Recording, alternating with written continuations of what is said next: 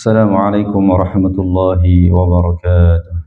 Alhamdulillah, wassalatu wassalamu ala rasulillah wa ala alihi wa sahbihi wa mawala amma ba'd. Ikhwatal iman a'azakumullah.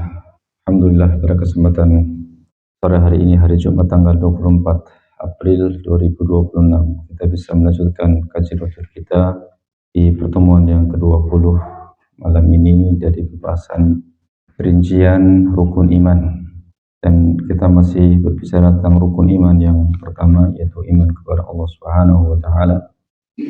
Sebelum kita lanjutkan, kita senantiasa memuji dan bersyukur kepada Allah Azza wa Jalla atas berbagai limpahan nikmat dan karunia kepada kita sekalian, khususnya nikmatul Islam, nikmat dan nikmat sunnah, meniti jalannya Rasulullah sallallahu alaihi wasallam di dalam beragama, dan juga jalannya para sahabat radhiyallahu taala anhum. Ini sebuah nikmat yang sangat besar yang insyaallah akan mengantarkan kita dengan izin Allah tabaraka wa taala kepada keistiqomahan. Allahumma ya mutsabbitsal qulub, tsabbit qulubana ala dinik. Ya Allah, kokohkanlah hati-hati kami di atas agama-Mu. Amin ya rabbal alamin. Allahumma rzuqna husnul khatimah. Ya Allah, karuniakanlah kepada kami husnul khatimah. Ya, betul-betul mewujudkan perintah Allah Azza wa Jalla, wala tamutunna illa wa antum muslimun, dan janganlah kalian sekali-kali mati kecuali dalam keadaan sebagai seorang muslim. Ya, hati-hati kita berada di antara jari-jari Allah Azza wa Jalla yang Allah bolak-balikan sekehendaknya. Ya, maka penting sekali bagi kita untuk terus berdoa, banyak-banyak berdoa, ya, banyak-banyak berdoa. Karena kalau kita lihat kenyataan di dunia ini, banyak orang-orang yang berpendidikan atau bahkan orang-orang yang memiliki ilmu kemudian tergelincir di akhir kehidupannya. Ya, cerdas, seorang doktor, seorang ulama bisa tergelincir di akhir kehidupannya. Na'udzubillah, sampai ada di antara mereka yang meninggal dalam keadaan ateis, ya, meyakini apa? Ateisme. Ini yang sedang kita bahas, ya. Dan ini adalah salah satu syubhat yang sangat berbahaya di tengah-tengah manusia saat ini, ya. Yang semoga Allah Azza wa Jalla menjaga kita, ya, menjaga dari syubhat-syubhat mereka yang tidak diragukan lagi bahwa ini adalah kekufuran, ya, kekufuran. Na'udzubillah, summa na'udzubillah. Pada pertemuan yang lalu kita sudah berbicara tentang model penyimpangan, ya. Model penyimpangan yang terjadi, yaitu ada yang pertama deism, yaitu al-madhhab rububi, deism pakai D, ya, yaitu pemahaman yang meyakini adanya pencipta alam semesta yang azali, ya, wajibul wujud, yang telah menyusun aturan-aturan alam. Dia meyakini adanya pencipta alam, ya, tapi alam ini diyakini sebagai sesuatu yang, ya, dia meyakini adanya pencipta alam semesta yang azali, yaitu wajibul wujud. Tetapi madhab ini, ya, atau pemahaman ini meyakini bahwa untuk mengenal Tuhan itu tidak butuh kepada wahyu, tidak butuh diturunkannya kitab, dan tidak butuh kepada diutusnya Rasul. Ya. Lalu dengan apa? Cukup dengan akal. Sehingga kelompok ini mengingkari kenabian, ya, mengingkari nubuwah. Tentu ini adalah kekufuran.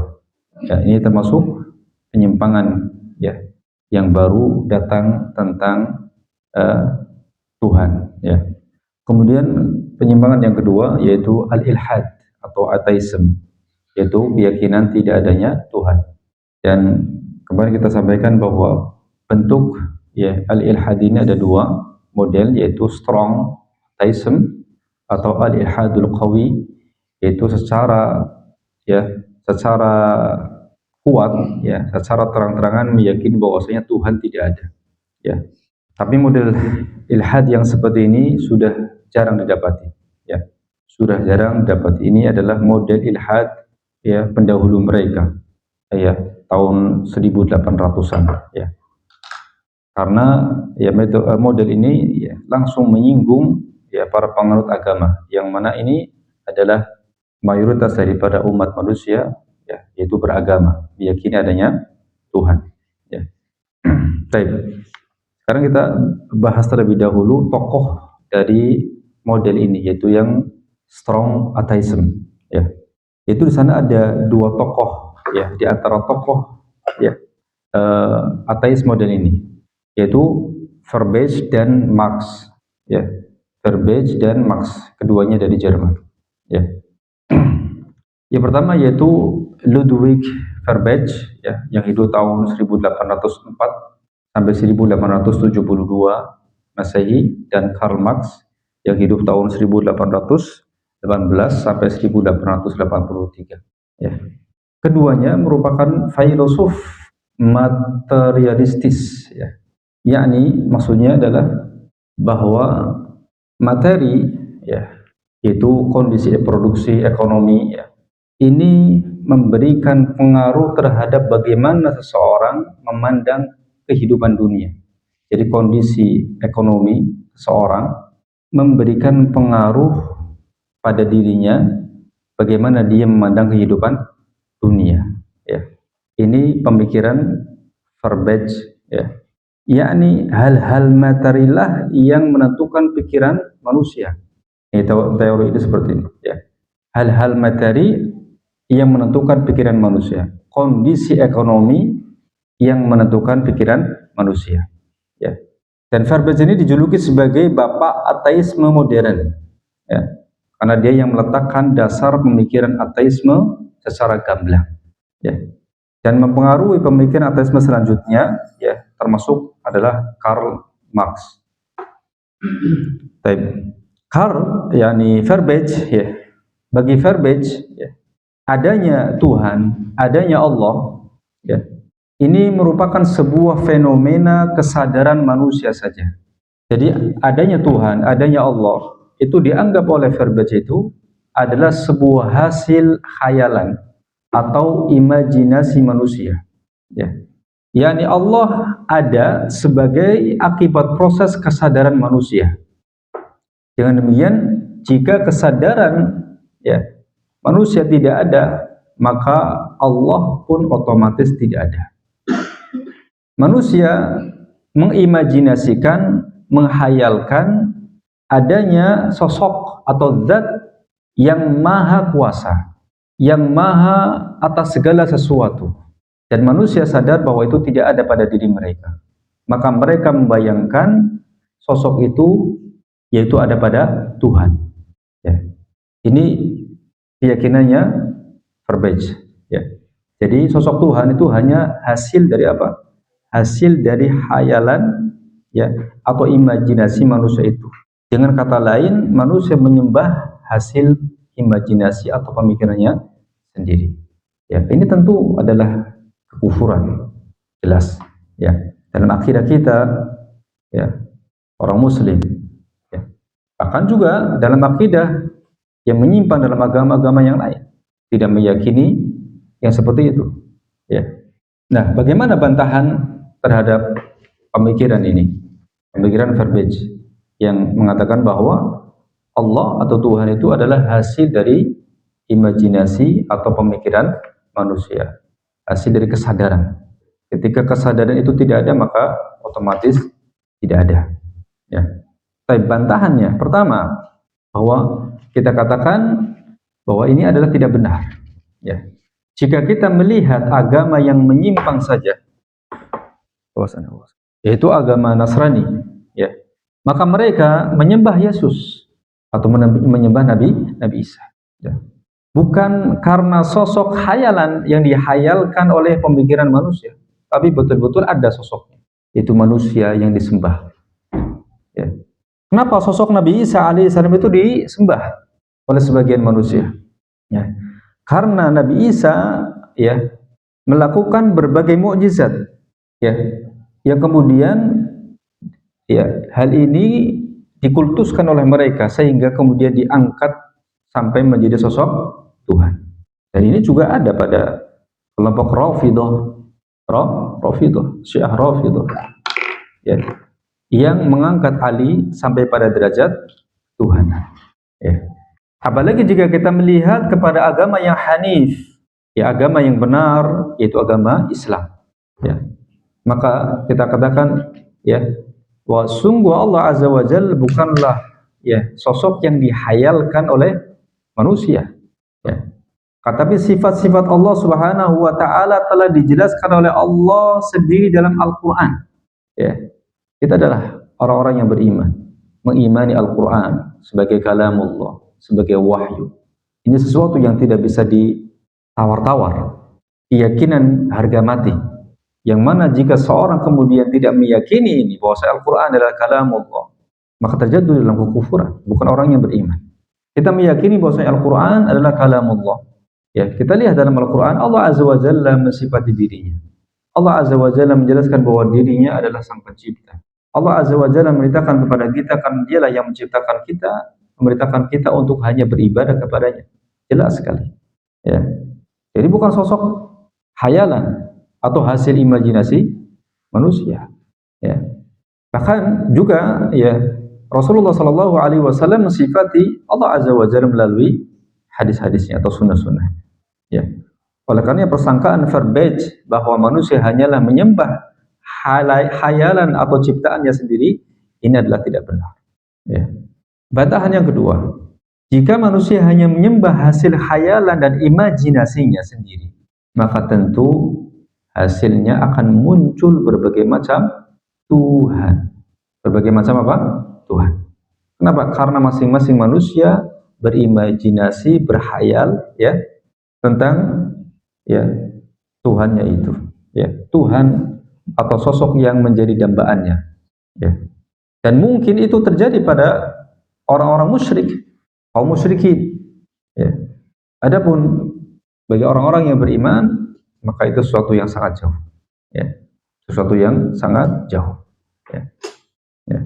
Baik, sekarang kita masuk pada ateisme ala Marx. Jadi ateisme verbej, ya, sebagai, ya, apa namanya, yang memberikan fondasi tentang ateisme modern.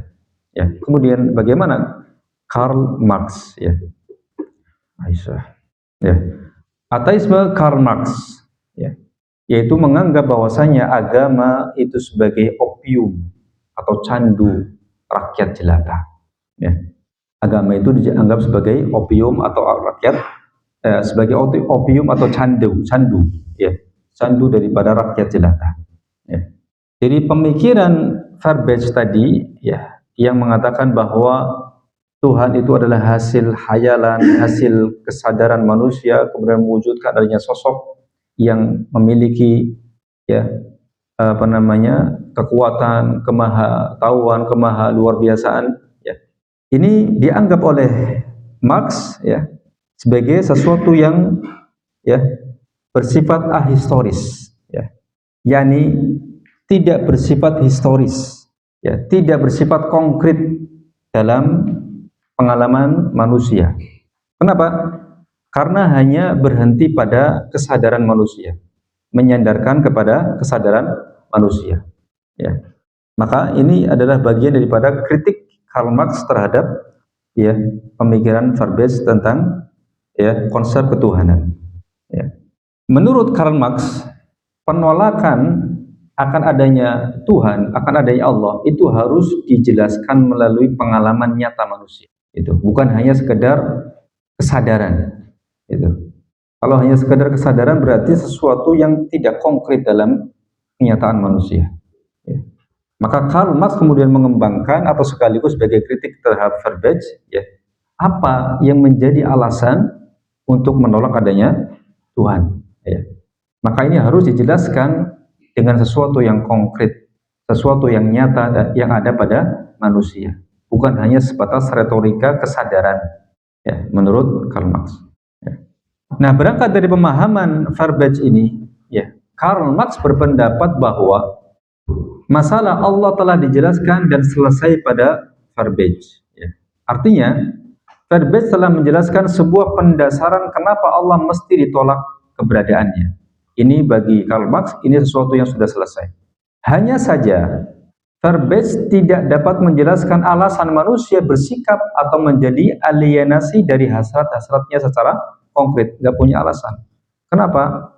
Ya, Allah itu ditolak. Maka menurut Karl Marx mesti ada alasannya, harus ada alasan yang konkret, alasan yang nyata yang ada pada pengalaman manusia. Nah, kekurangan inilah yang kemudian dijawab oleh Marx. Ya. Bagi Marx ada dua hal penting. Yang pertama, mengapa manusia masuk dalam alienasi, yaitu dengan kata lain masuk dalam perangkap agama. Ya. Yang kedua, bagaimana cara mengatasi alienasi itu? Bagaimana cara mengatasi seseorang terperangkap dalam agama? Ya. Menurut Karl Marx, alienasi agama atau terperangkapnya seorang dalam agama, ya, ini terjadi karena keadaan miskin dari masyarakat. Ya, keadaan miskin, kondisi miskin. Dan lagi-lagi, ya, ikhwas sekalian, munculnya pemikiran kufur seperti ini, ateisme ini, lagi-lagi muncul karena pengalaman ya nyata dalam kehidupan bangsa Barat, bangsa Kristiani, Nasrani, ya, yang terjadi kejomplangan yang luar biasa antara apa? Antara orang-orang yang memangku apa namanya gereja, orang-orang yang hidup di gereja dengan rakyat jelata. Terjadi ketimpangan yang luar biasa antara kaya dan miskin. Ya. Kalau seandainya mereka seperti Karl Marx melihat kepada Islam, bagaimana Islam, maka tidak akan muncul pemikiran seperti ini. Tidak akan muncul bentuk-bentuk protes istilahnya. Ya. Yang kemudian ingin menyingkirkan agama dari kehidupan manusia. Jadi kembali lagi sebabnya ke sana. Ya. Terjadinya kejomplangan, ya, antara tokoh-tokoh yang ada di gereja dengan rakyat jelata, ya, membodohi rakyat jelata, ya. Bahkan mungkin juga pada saat ini juga seperti itu, ya, adanya rebutan jemaat, ya, seorang tidak boleh beribadah di gereja ini kecuali dengan mendaftar, ya, adanya perpuluhan, ya, itu semua sistem memperkaya diri sebetulnya, ya. Memperkaya diri, pembodohan terhadap manusia. Ini ya yang terjadi. Ya, sebagaimana kita katakan sebelumnya bahwa ya kebanyakan atau mayoritas ya orang-orang yang kemudian menjadi ateis itu dari bangsa Barat. Ya, yang notabene-nya awalnya beragama Nasrani. Ya. Walaupun ada juga ya yang Muslim yang akhirnya menjadi Na'udzubillah, nas'alullah salamata wal afiyah. Ya. Ini subhat yang luar biasa. Banyak orang yang kemudian tertipu dengan kecerdasannya, tertipu dengan logikanya, sampai kemudian dia menjadikan logika di atas wahyu. Dan itulah di antara sebab penyimpangan yang terjadi di tengah-tengah manusia. Termasuk adanya firqah-firqah yang menyimpang di tengah-tengah Islam, itu juga di antara sebabnya adalah mendahulukan logika atau akal di atas wahyu. Seperti Mu'tazilah. Seperti apa? Mu'tazilah. Ya, termasuk orang-orang liberal. Itu mereka juga orang yang menuhankan akal. Ya. Masa orang baik, orang yang begini, kemudian hanya karena dia beragama Kristen, dia masuk neraka. Gitu. Apa? Logika. Tidak mau merujuk kepada dalil di dalam beragama. Ya. Agama Islam adalah agama yang bersumber dari wahyu dari Allah Azza wa Jalla. Ya. Allah Azza wa Jalla menciptakan akal untuk manusia itu untuk memahami, Ya. Dan juga tentunya untuk membedakan antara yang baik dengan yang buruk. Ya. Tapi tetap standarnya baik dan buruk itu adalah syariat. Tapi secara otomatis akal itu bisa membedakan, oh ini baik, ini buruk. Ya. Kemudian ditimbang lagi dengan syariat. Karena bisa jadi baik dan buruk ya mengalami pergeseran ya di tengah-tengah masyarakat. Ya. Yang tadinya buruk karena terjadi degradasi moral menjadi apa? Baik. Ya. Nah, ya. Jadi menurut Karl Marx ya, alienasi agama terjadi karena keadaan miskin dari masyarakat. Nah, keadaan itu kemudian membuat mereka tertekan dan lari ke dunia khayal. Nah, ini. Jadi dunia hayalan, imajinasi tentang adanya Tuhan, tentang adanya Allah ini menurut Karl Marx sumbernya adalah karena tertekan dari kemiskinan. Ya. Jadi Karl Marx mencoba untuk mewujudkan ya sebab ya imajinasi hayalan manusia tentang Tuhan itu dari sebuah sebab kenyataan konkret nyata yang ada di tengah-tengah manusia, yaitu kemiskinan. Ya. Makanya ya mereka ini adalah orang-orang yang menentang kapitalisme. Mereka sosialisme. Sosialisme itu apa? Kepemilikan bersama. Ya, seperti komunisme Cina itu kan, itu sosialisme. Rusia, ya dulu Uni Soviet, ya Venezuela, itu sosialisme. Jadi kepemilikan bersama. Walaupun secara nyata, ya mesti ada yang memimpin, ada yang dipimpin. Mesti ada yang di atas, ada yang di bawah. Itu sesuatu yang sunatullah, nggak bisa dihindari. Ya. Dan kepemilikan dalam Islam itu jelas sekali. Ya. Tidak ada yang istilahnya kepemilikan bersama. Ada kepemilikan pribadi, dan itu dijaga. Kalau dalam sosialisme, ya itu tidak demikian. Ya. Milik bersama. Ya. Nah, lalu kemudian mengapa akhirnya agama dipandang sebagai opium atau candu bagi rakyat jelata menurut Karl Marx? Ya. Menurut Karl Marx, ya, hal itu menunjukkan unsur kesengajaan dari institusi agama dan negara, ya, yaitu rakyat dininabobokan oleh janji di alam surga sehingga membuat mereka malas, tidak mau berubah, dan tidak memiliki semangat emansipatoris. Kesengsaraan di dunia akan dibalas kebahagiaan setelah kehidupan di dunia ini. Ya.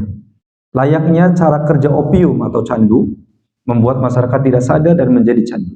Demikian pun agama membuat masyarakat menjadi tidak sadar dan candu akan janji-janji surga. Maka Marx akan berusaha untuk menyadarkan lagi masyarakat dan tidak lagi menjadi candu agama.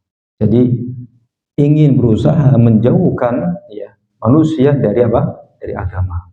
Ya. Membangunkan mereka agar mereka sadar. Ya, dianggapnya mereka sedang terkena candu, tidak sadar. Gitu. Nah, kemiskinan sebagai penyebab alienasi agama mengerucut pada persoalan utama dan mendasari itu penghapusan kelas dalam masyarakat. Jadi menurut Karl Marx, adanya kelas-kelas di masyarakat ini dihapuskan. Adanya orang kaya, adanya pejabat, adanya pemerintah, ini dihapuskan.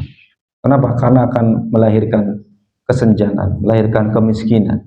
Ya, ini harus dihapuskan menurut dia. Ya.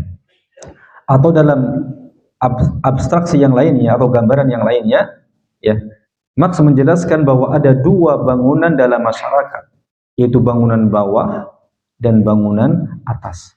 Nah, bangunan bawah ini ya akan mempengaruhi bangunan atas. Bangunan bawah ini terdiri dari ekonomi dan transaksi sosial, ya.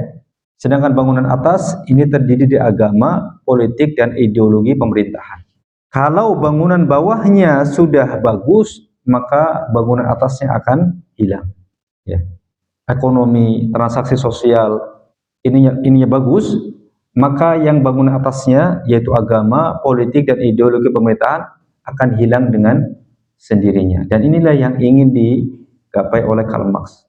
Menghilangkan agama, menghilangkan politik, dan ideologi pemerintahan. Ya. Kesejajaran, kesamaan ekonomi dan transaksi sosial.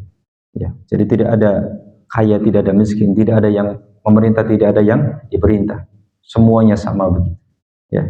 Dan pada kenyataannya kemudian, ya, teori ini adalah teori yang, ya, secara fakta teori yang gagal.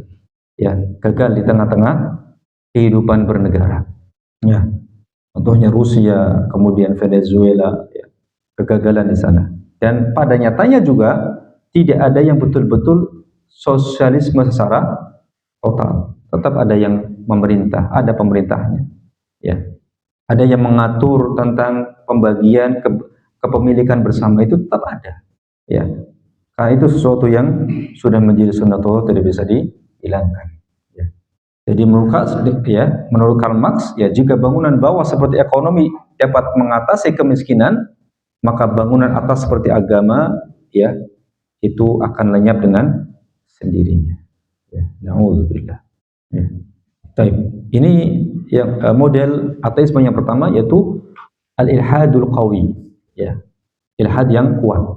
Kemudian yang kedua, jenis ilhad yang kedua atau model ilhad yang kedua yaitu al-ilhadud dhaif, ya, ateisme yang lemah, ya. Ateisme yang lemah, ya, yaitu yang mengatakan, ya, belum beriman akan adanya Tuhan, ya. Yaitu mengungkapkan, ya, pemahaman, ya, dengan cara yang lebih lembut, ya. Itu mengatakan bahwa dalil-dalil yang dibawakan oleh para penganut teisme atau para penganut orang-orang yang meyakini adanya Tuhan ini belum cukup kuat untuk menunjukkan bahwa Tuhan itu ada, ya. Jadi seolah-olah apa? Seolah-olah ini adalah sesuatu yang ilmiah gitu, ilmiah, ya. Nah, cara ini dipropagandakan oleh para pembesar ateisme zaman sekarang, ya. Di antara tokohnya adalah Victor Stenger yang hidup tahun 1935 sampai 2014. Ya, 1935 sampai 2014. Ya, seorang ilmuwan fisika. Ya, dia menulis buku yang berjudul God, The Failed Hypothesis. Ya, yang artinya Tuhan suatu hipotesa yang gagal. Ya. Dan juga buku How Science Shows That God Does Not Exist. Ya, bagaimana sains membuktikan bahwa Tuhan tersebut tidak ada. Dan nanti kita akan bahas tentang, ya, pembagian ateisme dari sisi yang lainnya. Ya. Nah, ateisme ini sudah selesai pembahasan tentang dua model dari sisi kuat dan tidaknya ateisme, yaitu kuat dan lemah. Kemudian ateisme juga bisa kita klasifikasikan berdasarkan sebab munculnya, ya, berdasarkan sebab munculnya, ya, menjadi tiga macam. Pembagian ateisme berdasarkan sebab apa? Munculnya. Kalau tadi pertama dan kedua, ya, dilihat dari kuat dan tidaknya, ya. Berdasarkan sebab munculnya dibagi menjadi tiga. Yang pertama, ateisme perasaan. Ateisme perasaan atau al-ilhadul atifi, ya, ateisme perasaan. Jadi sumbernya apa? Perasaan, ya. Ateisme yang muncul karena para penganutnya mengikuti perasaan mereka. Yaitu perasaan apa? Perasaan mereka tidak bisa menerima adanya Tuhan. Perasaan, ya, bahwa mereka tidak bisa menerima adanya Tuhan. Ya. Jadi sebab mereka menolak adanya Tuhan itu adalah karena perasaan mereka tidak bisa menerima adanya Tuhan. Gitu. Apa sebabnya? Nah, di antara sebabnya, ya, karena perasaan yang tidak bisa beriman dengan takdir Allah, ya. Karena perasaan yang tidak bisa beriman dengan takdir Allah. Makanya di antara rukun iman kita apa? Beriman kepada takdir, ya, yang baik maupun yang buruk. Tidak berimannya seorang terhadap takdir ini bisa menimbulkan perasaan yang negatif, sampai perasaan tidak menerima adanya Tuhan, ya. Jadi perasaan tidak bisa menerima takdir Allah atau kondisinya yang tidak sesuai dengan keinginannya, ya, menyesali tentang kondisi kehidupannya. Dia pengen begini tapi jadi begini, ya. Merasa bahwasanya Tuhan tidak adil, ya, seperti itu. Kenapa begini? Kenapa begitu? Pertanyaan kenapa? Ya, kenapa Allah begini? Kenapa Allah menciptakan keburukan? Kenapa Allah menciptakan saya? Nah, seperti itu, seperti ini. Ya. Dan dalam agama kita jelas, ya, tuntunan dalam Al-Quran, la yus'alu amma yaf'al wa hum yus'alun. Bentuk-bentuk pertanyaan seperti ini menandakan dia tidak menerima takdir atau tidak beriman dengan takdir. Ya. Di antara mereka berkata, jika Tuhan ada, lantas kenapa dia menciptakan keburukan dan penderitaan? Ya. Jika Tuhan ada, lantas kenapa dia menciptakan keburukan dan penderitaan. Kalau ada orang ngomong begini, gimana jawabannya, Pak? Gimana bantahnya? Hidup adalah ujian. Itu diantaranya, ya. Bantahan secara umum kita katakan bahwasanya Tuhan menciptakan manusia di bumi ini bukan untuk menciptakan surga bagi mereka, bukan untuk menciptakan surga bagi kita, ya. Akan tapi memang untuk menguji mereka. Allah menciptakan iblis, Allah menciptakan jin, adanya syaitan, adanya keburukan, itu sebagai ujian. Kenapa? Karena memang dunia ini adalah darul bala. Darul apa? Bala. Tempatnya ujian. Ya, tempatnya ujian. Dan kalau tidak ada perlawanan di sana, maka tidak ada sesuatu yang istimewa. Tidak ada sesuatu yang untuk mengganti sebagai balasan atas ujian itu. Ya. Rasanya akan hambar istilahnya gitu. Kalau tanpa apa? Ujian. Ya. Jadi Allah Azza wa Jalla atau Tuhan menciptakan manusia di bumi bukan untuk menciptakan surga bagi mereka. Ya. Tapi memang untuk menguji mereka. Ya. Maka ya manusia akan dihadapkan dengan hal-hal yang tidak dia suka. Dari tadi kemudian duduk ya. Duduk. Ya. Nah, adapun bantahan secara detailnya ya nanti kita akan sampaikan ketika membahas syubhat-syubhat ateis insyaallah. Kemudian yang kedua, bentuk yang kedua atau macam yang kedua dari ateisme berdasarkan sumber munculnya adalah ateisme al-aqli atau al-ilhadul aqli. Al-ilhadul aqli, ateisme aqli. Yaitu ateisme ateisme model ini dibagi menjadi dua. Ada al-ilhadul falsafi, ya. Ateisme falsafi yaitu ateisme yang membangun pemikirannya di atas filsafat semata sehingga menolak adanya Tuhan. Ya, termasuk tadi Verbage, ya, Verbage dan juga Karl Marx, ya. Ini masuk dalam al-ilhadul falsafi, ya. Jadi penolakan mereka terhadap adanya Tuhan itu dibangun di atas pemikiran filsafat, ya, semata, ya. Seperti Karl Marx dan juga Verbage, ya.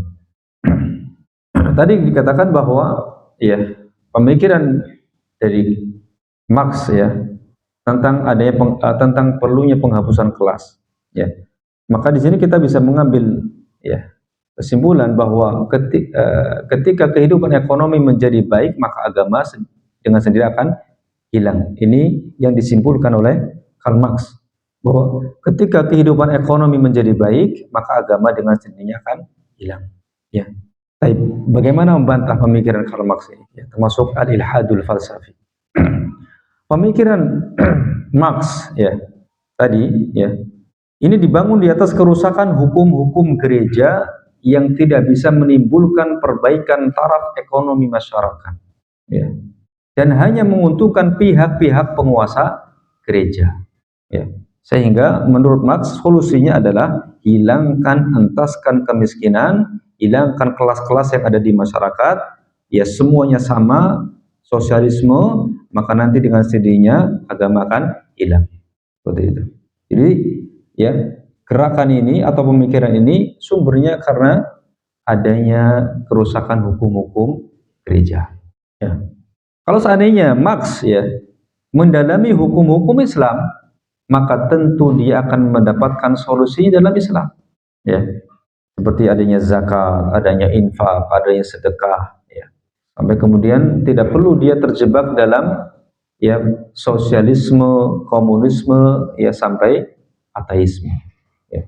Kemudian yang kedua, bantahan yang kedua, pemikiran Karl Marx ya pun sekarang sudah mulai ditinggalkan oleh masyarakat. Kenapa? Karena ternyata pemikirannya pun mengalami kegagalan. Ya, kita lihat sistem pemerintahan di Rusia ya yang dianggap sebagai perintis komunisme di dunia ini hancur dalam persaingannya dengan kapitalisme barat. Kemudian juga di Venezuela ya, sistem sosialisme di Venezuela ya ini juga menghancurkan ekonomi negara tersebut, ya. Kemudian bantahan yang ketiga dari pemikiran Karl Marx ya, bahwa pemikiran sosialisme ya ini menciptakan ketidakadilan, Ya, sosialisme itu kepemilikan harta bersama. Gitu. Ini menciptakan ketidakadilan. Kenapa? Karena ingin menciptakan kesamarataan dalam kepemilikan harta, akan tapi dengan cara merampas harta kelas orang yang kaya, kemudian dibagikan kepada orang yang miskin.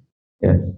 Dan juga sosialisme ini mematikan kreativitas dan produktivitas orang-orang yang cerdas dan memiliki kelebihan. Orang-orang yang semangat bekerja, orang-orang yang memiliki ide, ini jadi merugi. Kenapa?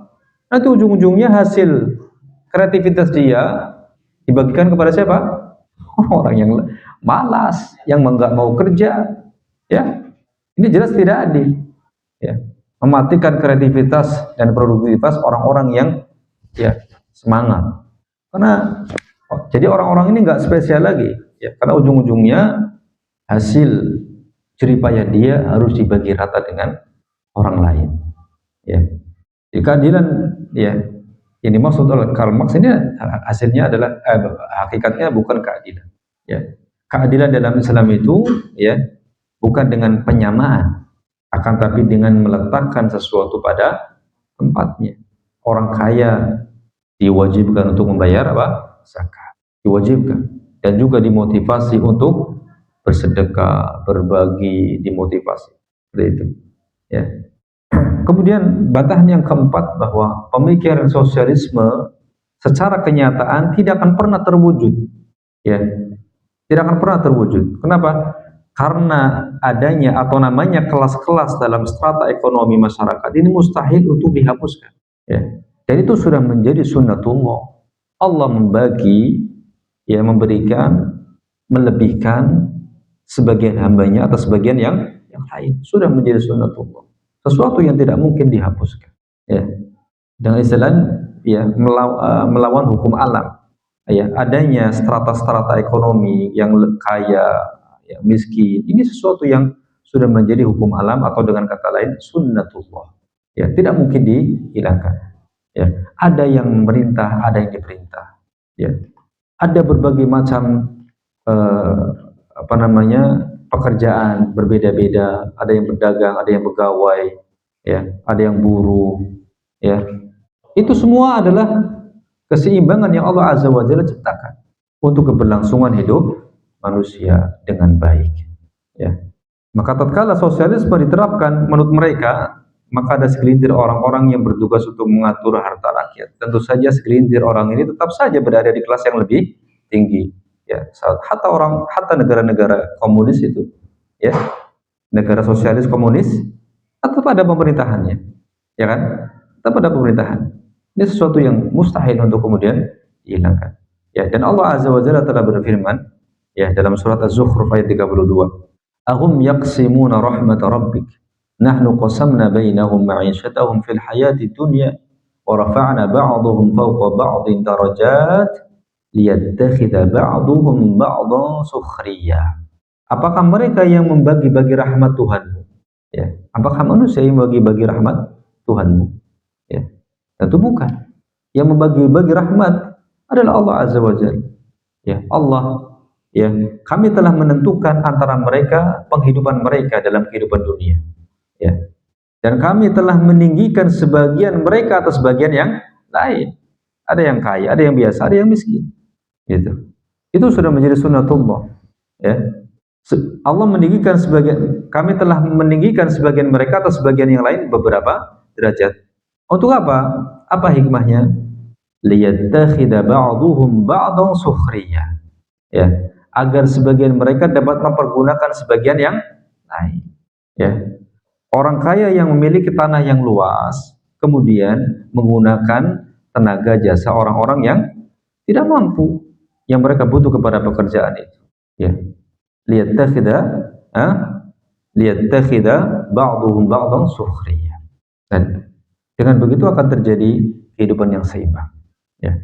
Dan itulah kenyataannya seperti itu. Tidak bisa dipungkiri. Ya. Adapun sosialisme, pemahaman sosialisme ini sesuatu yang ya bertabrakan dengan ya fakta atau kenyataan. Ya.